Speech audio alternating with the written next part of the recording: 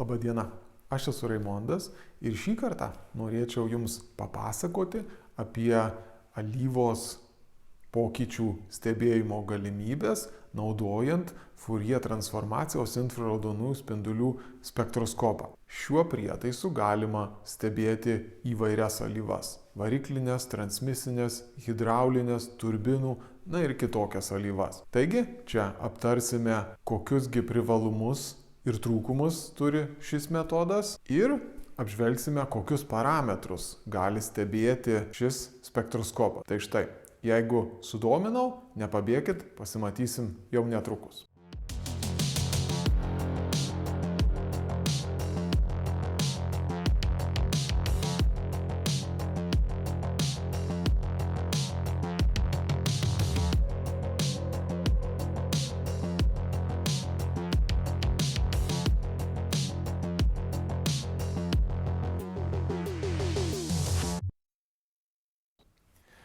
Kad alyva įrenginiuose galėtų atlikti savo darbą pagal paskirtį, ji turi būti nesusinaudojusi, nepasenusi ir neužteršta.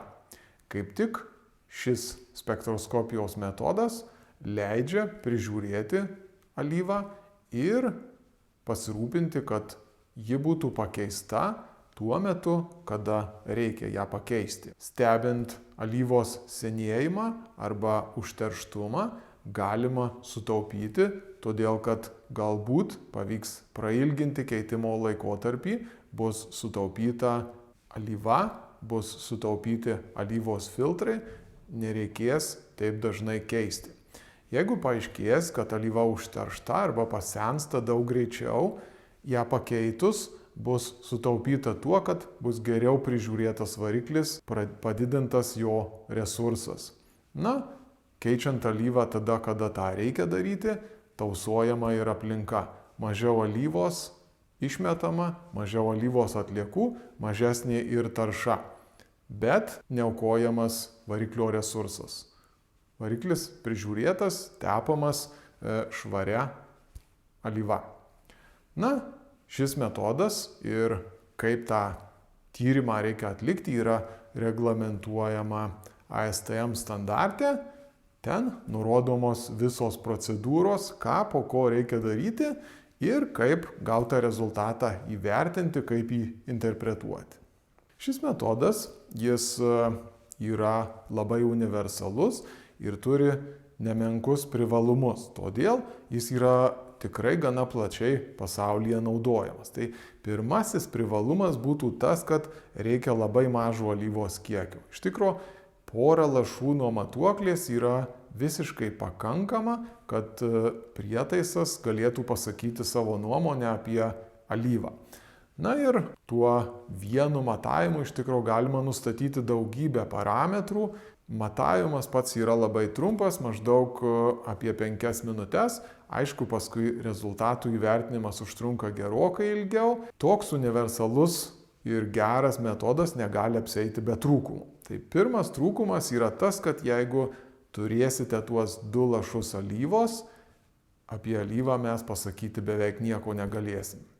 Prietaisas jis rodys spektrą, rodys smailes, bet mums reikalingas pradinės alyvos mėginys tam, kad turėtume su kuo lyginti. Dar geriau, kada alyva imama periodiškai, tada mes galime stebėti pokyčius, kokiegi vyksta, kas toje alyvoje atsiranda, galbūt kažkas dingsta iš tos alyvos. Žodžiu, reikia turėti keletą mėginių, kurie būtų paimti periodiškai. Dar vienas trūkumas yra tas, kad prietaisas nustato jis daug parametrų, bet tiksliai pasakyti, kiek ten ko susidaro, jis negali. Jis gali nukreipti, kokius tolimesnius tyrimus reikėtų atlikti, kad įvertinti alyvos senėjimą arba užterštumą. Tai štai, jeigu prietaisas rodo, kad, tarkim, yra alyvoje vandens, reikėtų atlikti kitus tyrimus, kuriais nustatyti, kiek to vandens ten yra. Jeigu rodo, kad yra degalų alyvoje, galbūt reikėtų atlikti vėlgi kažkokius tyrimus, kuriais galima nustatyti, kiek yra dabar tų degalų. Dabar, kodėl reikėtų čia iš vis tokį tyrimą naudoti, tai įsivaizduokit, turit alyvos mėginį, turit kažkokią problemą su tą alyvą, tai kad nereikėtų daryti begalės tyrimų, šis tyrimas gali nukreipti kryptingai, kurįgi tyrimą reikėtų pirmiausiai daryti. Dabar, kokiusgi pokyčius tas metodas gali pamatyti alyvoje, tai pirmiausia yra alyvos senėjimas dėl oksidacijos. Prietaisas rodys, kad štai alyva sensta. Tai štai, alyvai senstant, jie aišku oksiduojasi. Tai prietaisas gali parodyti, kad alyva senėja dėl oksidacijos. Jis rodys tam tikrą smailę, kuri reikš, kad alyva sensta. Prietaisas taip pat gali rodyti, kad alyvoje atsiranda sieros arba azoto, kurie atkeliauja degimo procese iš degalų. Spektroskopas taip pat gali parodyti, kad mažėja antidiliminių priedų. Jeigu jų mažėja, tai alyvą reikėtų jau paskubėti pakeisti. Prietaisas taip pat gali parodyti, kad alyvoje atsiranda vandens, ji užteršiama degalais, užteršiama glikoliu arba suodžiais. Priklauso nuo to, kokią alyvą analizuosit, reikėtų imtis atitinkamų priemonių. Yra mokslininkų, kurie mano, kad šiuo metodu galima nustatyti alyvos klampą, bazių skaičių ir netgi rūgščių skaičių. Šie matavimai atliekami, aišku, netiesiogiai, atliekami tam tikri skaičiavimai, kurie tikrai nėra tikslus ir tikrai neparodo garantuotos reikšmės. Vis dėlto, žinant, matant, kad kažkas su tais skaičiais negerai, galbūt bazių skaičius yra labai mažas, vertėtų atlikti štai bazių skaičiaus matavimus kitų tyrimų. Žodžiu, esmė tame, kad šis metodas jis gali nukreipti, kokį tyrimą galbūt reikėtų pasidaryti, jeigu yra problema. Apie šį metodą galima iš tikrųjų daug informacijos rasti ir internete.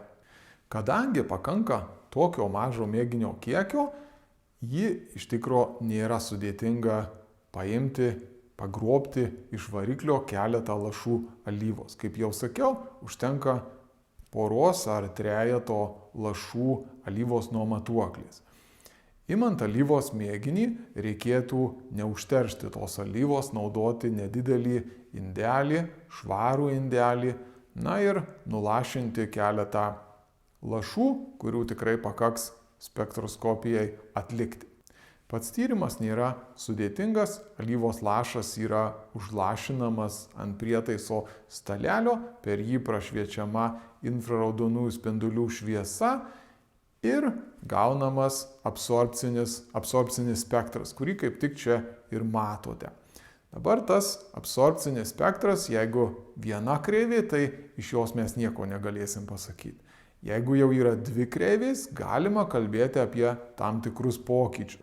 Pagal standartą pokyčių reikia ieškoti tam tikruose bangos ilgiuose, kurie reiškia, tarkim, vandens atsiradimą, degalų atsiradimą, suodžių daugėjimą, užteršimą alyvos suodžiais, galbūt antidiliminių priedų mažėja, bazių skaičius mažėja.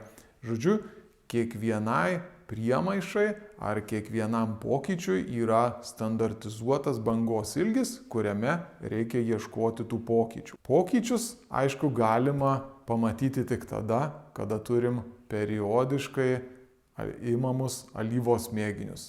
Arba, tarkim, šviežios alyvos ir alyvos mėginį po tam tikro laiko. Ir pabaigai norėčiau akcentuoti, kad šis metodas yra universalus, jis gali nustatyti daugybę parametrų, greitai nustatyti daugybę parametrų, pakanka labai mažo alyvos kiekio, kad būtų galima viską pasakyti apie alyvą, bet metodas nėra tikslus, negali skaičiais, negali kiekybiškai pasakyti, kiek ko yra. Ir didžiausias trūkumas, bent man taip atrodo, tai yra tai, kad reikia prieš tai turėti alyvos mėginio. Be šio mėginio joks palyginimas neįmanomas. O jeigu norėtumėte sužinoti, kasgi vyksta jūsų transporto priemonės variklyje, transmisijoje ar hidraulinėje sistemoje, galite kreiptis į mus, bandysime susitarti dėl jūsų alyvos stebėjimo. Tai tiek norėjau pasakyti šį kartą. Saugokite variklius, naudokite kokybišką alyvą ir iki pasimatymo.